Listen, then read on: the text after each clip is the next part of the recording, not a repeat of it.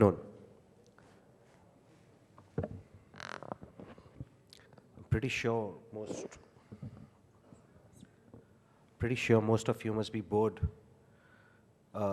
sitting and just listening. And it's understandable. Actually, I wouldn't sit for a couple of hours listening to people talk. Maybe the topics are interesting for you, so thank you. I come from Bombay, and Bombay is pretty famous for churning out businessmen. Something to do with the water there, maybe something to do with the air there. You know, when I finished my education, by the way, I come from a very modest institution called Jamnalal Bajaj Institute of Management Studies. And when I started out in business, a gentleman who's not sitting here at the moment, but I treat him like an elder brother. He asked me, what's the definition of MBA? By the way, MBA is not a degree, it's a diploma.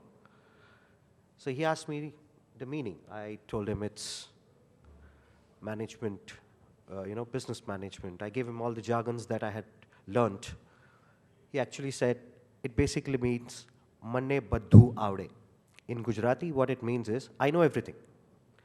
The minute you finish MBA, you think you have the answers to all the questions that are thrown at you. And you're conditioned not to ask questions. You start off as a manager, so you expect your subordinates to just listen to you and do your bidding. The management doesn't want to ask you questions because as long as their sales targets are met, they really don't give a rat's ass. False narratives, urban Naxals. What exactly is it?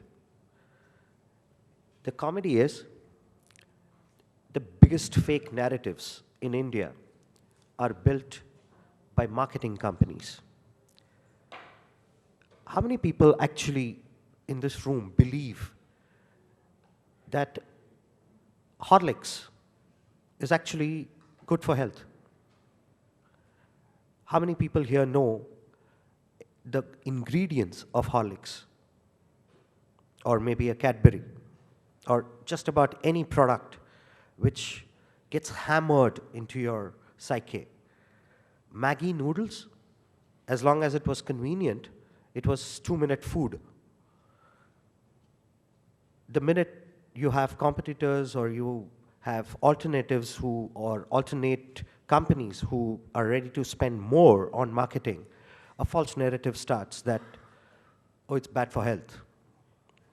Who helps them? Media? Media doesn't have conscience. It's a business, let's face it. As long as you accept the fact that media is as much a business as any other business, it's good. But the minute you start saying, oh, the media is a conscience keeper, we are here to help society, that's really, stretching the argument a bit too far. The same television news channels do show ads of Maggi. There's no Maggi, when you're debating on, the news which was out that Maggi is being banned in India. 30 minutes into your news show, there was an ad of Maggi.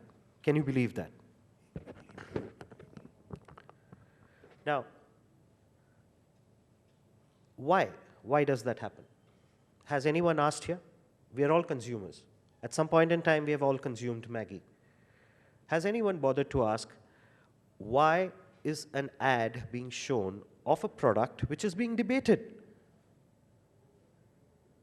We won't, because it's inconvenient to ask questions. We are not conditioned to ask questions. We are conditioned to accept, and as long as it's hammered into our minds, we'll accept anything. The reason why IndoiAnalytics exists or was created was, let's try and ask questions. Let's make it inconvenient for people let's ask inconvenient questions. Let's try and analyze why. I am not someone who loves to speak, or I am not a very social person. Sitting there, I would have been bored by this time, and I would be really scratching my forehead thinking, when is he going to stop? The answer is right now. Thank you.